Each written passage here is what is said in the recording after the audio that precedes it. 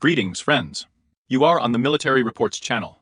And today we will discuss with you the situation in Ukraine on the 5th of May, 2024 year.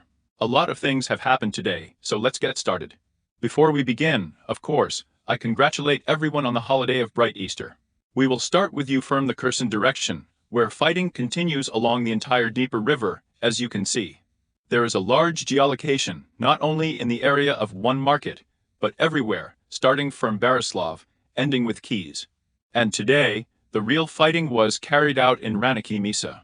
The armed forces of the Russian Federation today, after they made several attempts to clean up Svilentenskoye at the point of Zoma, with the use of FABs, missiles, tried, among other things, to break through the defense of the Afu in the direction and take control or cut off the island. It turns out not to cut off communication with, let's say, the Ukrainian coast. And for these purposes, there with the use of high speed, the armed forces of the Russian Federation have attempted a number of motorboats, but they have not all been crowned with complete success, which confirms that this island and this area are under full control, tight control of the armed forces of Ukraine. At the same time, we are now seeing in the Kherson direction, in principle, it is in this section of the Kherson direction that we see the same picture that we observed in the Rynnyk area. That is, the work of the Lancet on artillery, the work of drones on, let's say, motorboats, personnel and FAB strikes on, let's say, coastal cities. In other words, the whole scenario has been worked out here. In principle, it is clear how to behave in such situations. It is known, and now, in fact, the pattern of behavior is already duplicated, and everything is being done the same as what to do in general in the Crimean direction. But if we talk about the Krinky, it cannot be said that the methods that were used led to a lot of significant progress or success. Because to this day, apparently, it has not been possible to localize the problem in the market area. As more and more geolocations continue to arrive, about how, let's say, the whole territory was covered with greenery, the armed forces of Ukraine got some, let's say, advantage. More precisely, not an advantage, but let's say, we have reduced the risks of some operations, and now we are getting more and more shots of attempts to land soldiers in the USU on the Russian side of the Dnieper River in large numbers. Paratroopers are landing. And someone manages to successfully land, someone does not succeed. Motorboats, high-speed rubber boats are destroyed all over the river, but, let's say, a separate unit manages to get to court. Here on these frames, we can observe the markets themselves. And a Russian drone is flying, trying to shoot the area, and sees that it was possible to draw a fighter in a mustache, which even some equipment has apparently already been installed with you. And in general, we see with you that not all of the coast, let's say, of the Cossack-Hungarian race, is under the control of the Russian army. We have corrected the map, because this is not the first news, not the first update of this character from the direction. Literally in the same month, we saw an attempt by the Afu to reach the shore under fire. In other words, everything suggests that there are indeed Afu fighters in Krinky.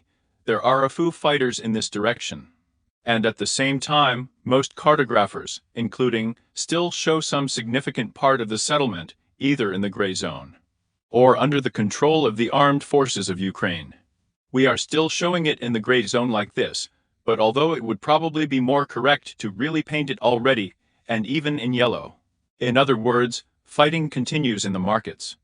The only difference, let's say, of the spring-summer company of the Kherson company of 2024 year, is that in addition to the market, most likely fighting will also be conducted in the area of Kizamis and beyond the Baron. And perhaps there will still be fighting somewhere in the area of Kazatsky, Berislav, Novokakhovka, and Kakhovka-Tavrik. An attempt to land troops is also possible here. Since footage of drone strikes is constantly being published, the concentration has been quite significant. Even since the beginning of the year, and since the beginning of this month, and the armed forces of Ukraine are, let's say, showing a very high interest in the settlement of Vasilevka. Perhaps due to the fact that there is a very convenient terrain for defense, we see here with you it is so. Vasilevka is located in a small ledge surrounded by water barriers. It is possible that the armed forces of Ukraine are planning to attack in this direction, since they will be convenient. And it is possible to transfer troops here, and it will be convenient to defend here in a straight line. There are some high-rises here. In general, you can turn Vasilevka into another job. That is, in any case, we expect when more active actions will begin from the side of the USU, for sure after the 9th of May. After the Russian army, the main forces, reserves are involved, and in the Kharkiv possible direction. And when the APU feels, let's say, a loosened grip here, they will try to take advantage of it. Then we are moving with you to the work direction. Individual cadres of a small advance of the armed forces of the Russian Federation are being received. In these frames, we can observe with you the movement of Russian fighters using motorcycles, yes. In other words, this is actually a kind of innovation and a new trend, which the armed forces of the Russian Federation decided to use in the confrontation with Ukraine. And since heavy equipment has not demonstrated itself to the best country at the moment in this conflict, of course, tanks, infantry fighting vehicles and armored personnel carriers are indispensable, let's say, weapons on the battlefield. But in the case of breakthroughs, for operational actions in, say, small areas, in small groups, these types of equipment are absolutely useless, and it is easiest at the moment to overcome the distance on something very fast. We have repeatedly seen with you the use of motorcycles, including these Chinese golf cars. And today, by the way, we will discuss one of these cases a little later. Then we are moving with you to the Velikonovoselov direction, where the armed forces of the Russian Federation continuing assault operations in the area of the harvest. Before that, the Russian army as a whole was limited to only small attacks there with the use of one or two pieces of equipment.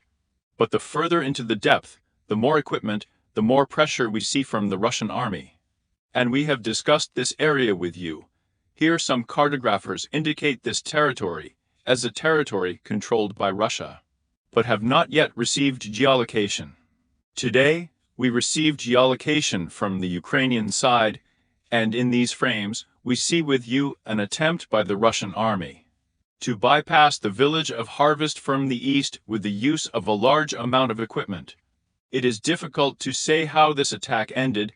It was successful on the line, but if we go back to the map with you, then the previous days, mainly the armed forces of the Russian Federation tried to attack exactly in this, let's say, way in such directions. That is, to gain a foothold on southern farms, in fact, to enter the harvest itself. And if we are already talking about the video that we discussed just minutes ago, at this moment, the Russian army, say, was advancing on the AFU positions along this forest belt, trying to bypass, say, the harvest from the east, and most likely reach the intersection of these forest belts in order to establish a certain bridgehead there, and establish control over the harvest already from the east, and then work more closely on reinforcements, on reserves. Coordinate strikes, give guidance on further some kind of progress. In other words, this was the task and it was possible to fulfill it. It was difficult to say. Even if it failed, attempts will probably be repeated in the near future. And of the important things, it is also worth paying attention to the next shots published in the area of Velikaya Novoselovka. In these frames, we can observe with you the remainder that remains of the bridge that connects Velikaya Novoselovka and time. In some cases, according to the author of this video, a final finishing blow was inflicted on it, as a result of which the bridge was destroyed. In other words, the Russian army is really taking up the direction very tightly here. And there will be more and more personnel in the near future. According to the exhibition, the Amur arrived today, that is, we are also observing some activity here. Most likely, in the near future, everything lives here very much, and this will be Ugledar and Prechistovka, and the great Novoselovka, and Konstantinovka, and Poroskovevka, and Yekaterinovka, and so on, and Alenka, and Vodyanaya. That is, the entire line, the entire arc from Velikaya Novoselovka to Novomikhailivka, will definitely breathe deeply in the near future. Ugledar, the Russian army continues to sweep, so to speak, the coastal territory near the Kashligok River. Dugouts are being destroyed. Strong points, anti-tank, let's say, positions, machine gun opposition are being destroyed. But so far without an active phase on the ground. We worked very hard both in April and in May. That is, every centimeter has already been shelled, but for some reason, they do not go to the active phase, they do not start. It has been reported for the third day in a row that the Russian army entered Praskoveka only. And every day we send one, but today we have definitely come in. And so, well, every day we hear messages that on this day we have definitely entered. Today there is another picture. Another information that today we have definitely entered Praskoveka, but again without geolocation, without confirming frames. It is possible that the armed forces of the Russian Federation come in and have come in every day, but most likely, after all. The High also understands, the soldiers of the 79th Brigade also understand how important it is to repel the Roskovovka. So counterattacks are constantly organized, and the Russian fighters are forced to withdraw every time. In the fields between the victory of Konstantinovka, we see with you a large number of geolocations. A large number of frames, let's say, of an effective counter-battery struggle, which ended in favor of the Russian army. 3 axes were destroyed like howitzers, and, let's say, up to 30 mortars were destroyed. And everything that could be destroyed here was destroyed. As we can see, artillery training is being conducted with you. Preparatory work is being carried out with you so far, more precisely, before the assault actions in terms of a counter-battery struggle. Suppression of trunks there, expulsions will only cause critical damage, of course the Russian army will move to offensive actions. But again, before even advancing on the same Konstantinovka, of course it would be right to secure the flanks in victory. And therefore, including today, strikes were also carried out on the strong point located to the west, that is, a sweep was carried out. Perhaps in the near future we should expect an attempt to expand the bridgehead first, and only then move in the direction of the settlement of Konstantinovka. On Krasnogorovka we were with you yesterday. I recorded a video just now. I started converting the video and immediately received information that the armed forces of the Russian Federation managed to establish full, final, uncontested control over, let's say, a refractory plant located in central Krasnogorovka, and there was a video of the flag's publication during the fighting. That is, in fact, of course, if we talk about Krasnogorovka itself, the Russian army controls 40% of geolocations. If we talk about the significance and importance of, let's say, territories, then 90% of important territories are controlled. And that is, those that determine further development in general. In fact, only 10% of something important remains for the APU, but even then, let's say these high-rises in the eastern outskirts are, of course, an important stronghold. These are this strong area of the APU in the eastern part of the settlement of Krasnogorsk, which is as important as possible for the APU, for everything, but if it is possible to further develop the offensive of the Russian army from, say, a refractory plant to the north, then the value of this eastern support is generally zero in significance. It doesn't make any sense because it will just start the maximum escape. And we see with you that, on the whole, the Russian army does not plan to attack eastern Krasnogorovka. But the whole task will go further to the center, further to the northwest, and force you to retreat or fall into the cauldron. At the same time, a counter-battery struggle is being carried out. Fire damage is inflicted on the positions of the armed forces. Artillery installations and mortars are being destroyed, all just to the northwest of Krasnogorovka. Well, you see, a large number of frames specifically for the counter-battery struggle over the past day. Then we are moving with you north to the area of the populated point of no troops, and as you can see we have updated the map.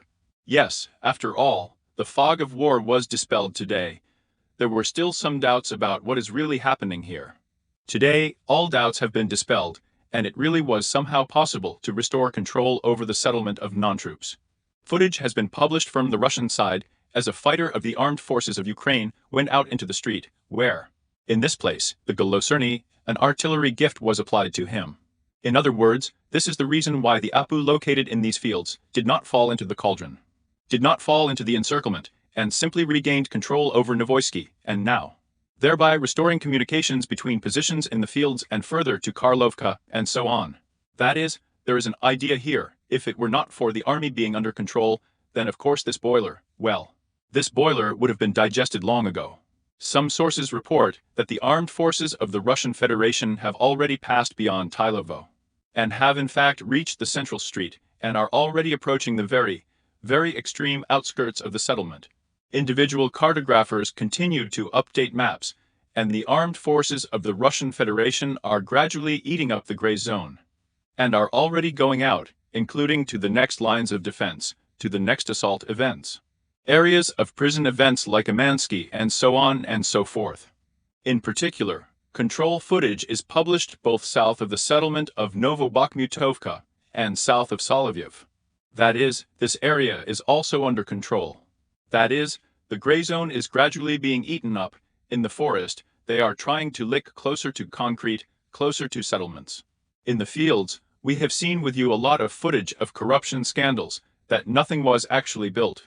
The only place where you can sit is under concrete, and concrete is populated areas. And now we are going with you to the Okretinsky direction.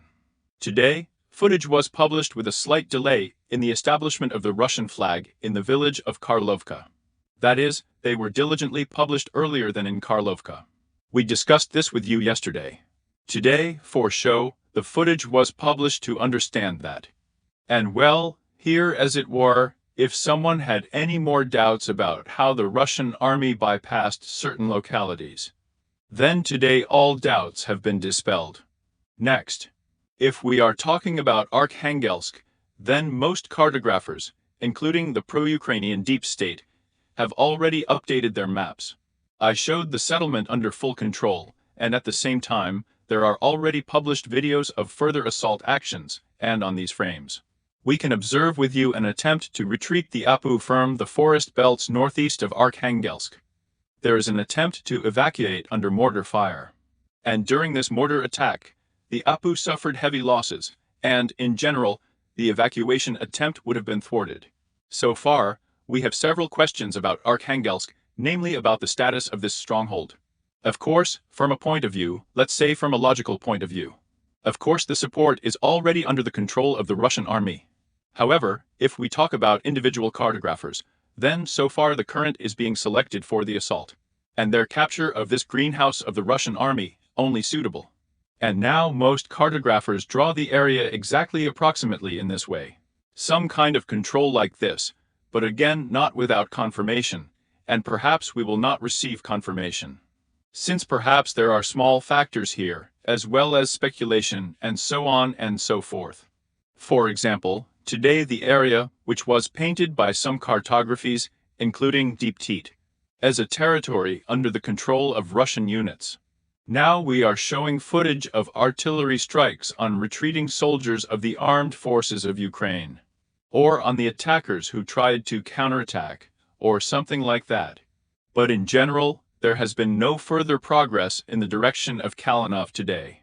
That is, after taking a large bridgehead, a large number of settlements, the Russian army goes into some kind of regrouping, perhaps.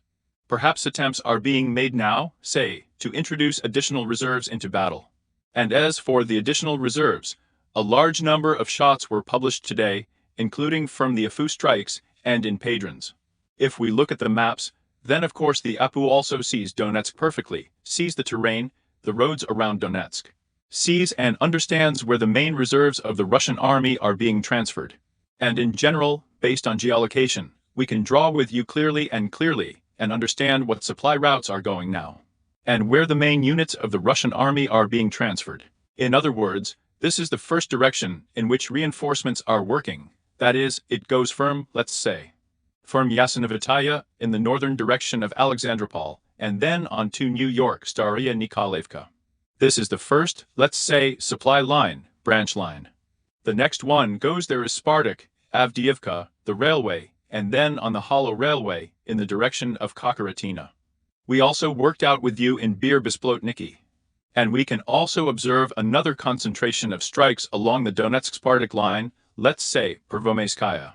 In other words, we are now more or less well aware that in connection with the final cleaning, here is the outline of Arkhangelsk.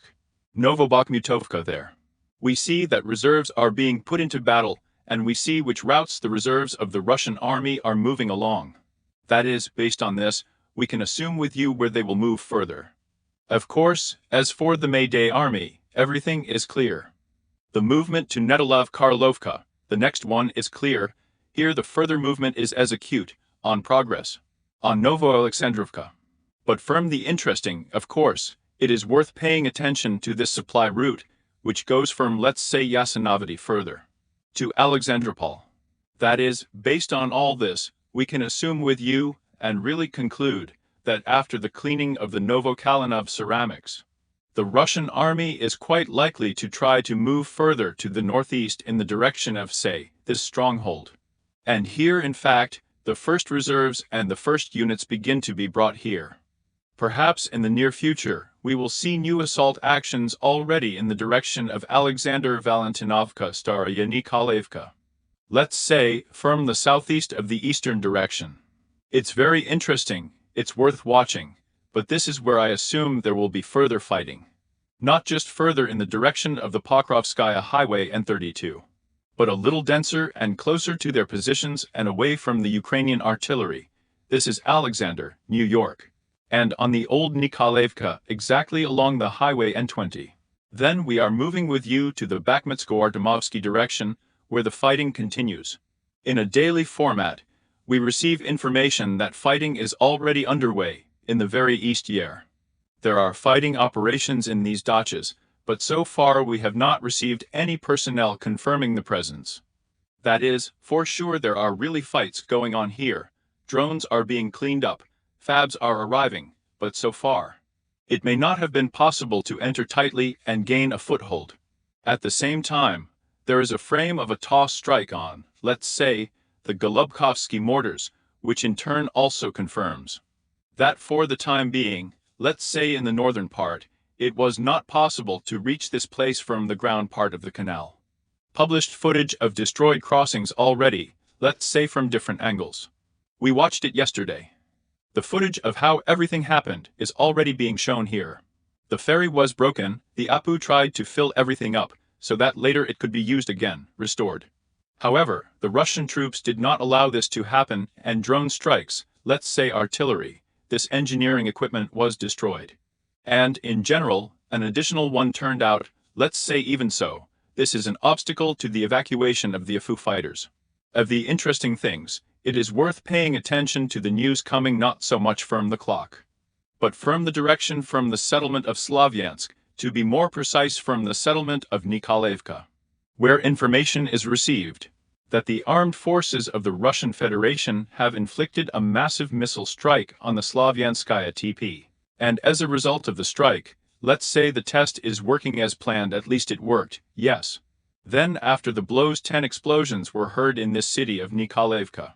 The blows were inflicted on this object. It's hard for me to say whether this object worked before these strikes, it will work further. But I would like to draw your attention to this object, not from the point of view that everyone strikes them, as an object of energy infrastructure, which all channels have been talking about. And you have read all of this in general. I was more interested in another article that was also published today. And this article says that the soldiers of the French Foreign Legion have already been deployed in Slavyansk, ex-assistant to the US Secretary of Defense. The vanguard consists of 100 people. These are artillery scouts, Stephen Bryan says in a Times article. They are supposed to help the 54th Mechanized Brigade of the Armed Forces of Ukraine. This is the first group of about 1,500 soldiers of the Foreign Legion to arrive in Ukraine, Braden said. They were allegedly recruited from the 3rd Infantry Regiment. Well, in general, such a story. And there are many factors here. Here is the 54 Mechanized, which is now trying to fight back on Verkhnykamiansk, controversial. But even these strikes, the news about the French Legion and us personally, leads me to think that most likely the Russian army beat not so much on energy infrastructure facilities, but so much on the possible deployment of this French Legion instead. And already a fairly large amount of news from various sources about the presence of French Slavyansk fighters has arrived. So we decided to add the Crow of Slavyansk to the map already. I will give a certain soldier, this icon, is the infantryman, on the background of the French flag. In other words, there is an extremely high probability that French units will soon begin to enter the battle against the Russian army. Then we go with you to the Seversk direction, where the armed forces of the Russian Federation are still on pause. Continue to carry out fire damage on the positions of the APU along the railway in the direction of the north through the Notch. Strikes are being carried out on supply vehicles in the area of the same settlement of Razdalovka. The footage apparently shows the destruction of another supply vehicle. And of course, the blow is inflicted on machine gun positions, on anti-tank positions in the area of the settlement of Bologorovka. That is, to the west. It is precisely if the Russian army attacks, let's say, southwest and west of the Chalk TV. Then for sure the Russian army, it was, let's say, will rest against this hill, completely dotted, dotted with as many supports, anti-tanks, machine gun positions as possible. Therefore, now there is a gradual cleanup. In other words, I assume that, after all, if the Russian army attacks, they will attack like this, and of course, when the main lines of defense of the APU, located along the hill here in this area, and, of course, from here they will try to meet. Therefore, suppression is underway now. Since it was not possible to attack from the east, it will go from the south and southwest. Footage of strikes by the artillery of the Russian army on positions that were under the control of the Russian army just a week ago is being received in the Yuzhno-Kapinsk direction. Today, as a result of counteroffensive actions, you managed to squeeze out these positions. Now the Russian army is already hitting him. The central Kapinsky direction, no news. And we are moving with you to the North Kapinsky direction. Very interesting shots were received here in the area of Stilmakovka. Russian units stormed, let's say, the suburbs, even the first forest belts opposite the settlement itself. And pay attention, the assaults are carried out with the use of non-heavy equipment, tanks, Beks there, beaters and so on and so forth. The offensive is being conducted, let's say, in Chinese-made golf carts, which were delivered to the celestial territory of the Russian Federation. So they carried out the main assault. That's what I'm leading him to, that the Russian army, we see with you with the course of development in general. Military thoughts specifically of a military operation still converge on the idea that to attack, and try to do such small things about the offensive, or at least to conduct, let's say, an active one. Active defense is conducted with the use of light equipment, the lightest possible equipment, which is able to easily hide, which does not create a lot of noise, which is easy to maintain, which does not need to be driven somewhere incomprehensible to repair it, but simply destroyed, thrown into the trash, took a new golf cart, which costs pennies, motorcycles. It is with such units that the Russian army begins to wage war. This does not come from the fact that there is no possibility to build. The Russian army can build tanks as much as the whole world can't build together, right? But we just understand that it makes sense to build something that is inefficient. Here on these frames, we see that literally before that, we broke through on a motorcycle in the work here on the Stilmakovsky direction. They are storming a golf course in carts, landing troops. But do not think that there will be no tanks here. No, it just didn't get into the frame here, but according to geolocations there at some point and individual authors, Russian units jumped out of the fields into these golf carts, landing, stripping, taking control from this area. And at the same time a Russian tank was shooting somewhere from this position on, let's say, defensive lines, let's say. That is, a tank plus a golf cart is some kind of tank, let's say a tank plus golf carts, a tank, the same motorcycles. Some new, a combination of very heavy with very light. In order to somehow try to find the key with which you can break through the defense of the APU, and not waste time overcoming hundreds, tens of kilometers under drone strikes, which simply unwind any column, no matter how armored it is and no matter what kind of fish are used there. Along Novoselivskaya Street and so on, we are moving with you to the Kotlyar direction. Everything is already completely Kotlyarovka, painted by all cartographers. No one has any surveys here. And you have already begun to publish footage of artillery strikes on Russian positions in Kotlyarivka, which also confirms the control. In Kislovka, yes, the eastern part is under the Russian army. Battles are being fought for the central part. But in these frames we observe with you the blows of the fabs at the central interchange, and we see with you, among other things, that we have not yet entered the western part. But it's only a matter of time. Today, the footage of intelligence activities is already being published. The drone flies over the settlements of Ivanovka, which is located just to the north. In other words, reconnaissance is underway, that is, in the near future. Including military operations in the direction of this village should be expected. There is no news on the Kopinski direction. The only thing worth paying attention to is, by the way, a very important topic that I also want to discuss with you. Here we have started. We came ourselves in the hottest, it turns out, part of a specially military operation. It's summer, it's hot. Surely this will lead to what? Absolutely true, to fires. Fires. Fires are not only, of course, the zones of a special military operation. For sure there will be fires not only.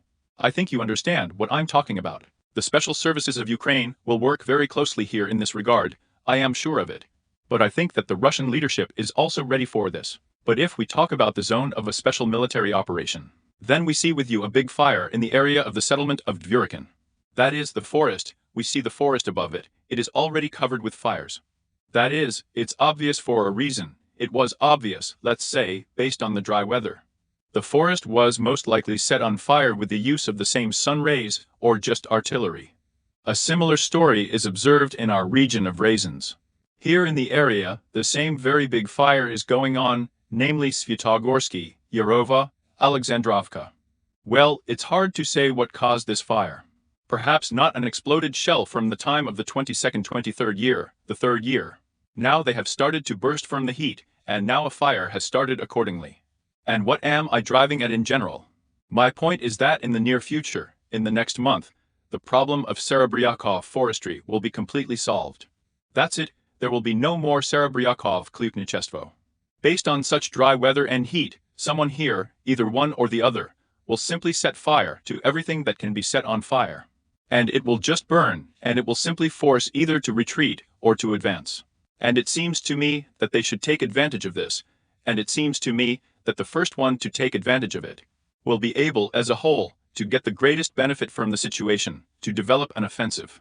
But we will observe when mass fires start in the Serebryankovsky River district, and then we will already understand who takes the initiative into their own hands. The Kharkiv direction of the Russian army continues to carry artillery and, let's say, missile strikes. In these frames, we see with you the concentration of AFU forces in the area of the settlement of Sirkina. We see some passenger cars with you. Most likely, the camp is either a place, a point of deployment of drone operators, and we are seeing reconnaissance activities with you. And after enough information was received on the position, on the member of the Iskander strike or tornadoes. And as a result of the strike, we see with you great losses among possible losses among the APU. A little southwest of, say, Kharkiv, we see footage with you, not that video. Missile strikes, there was radar, or something like that. Then there is more and more information about the possible appointed offensive. In the near future, of course, most likely after the 9th of May and beyond, we are talking more and more about French units, which are likely to be found on the territory of Ukraine. But I remind you that officially these documents must be signed before the 21st of May, before the deadline when Zelensky's powers expire, after which any of his signatures may be challenged, may not be regarded as legitimate,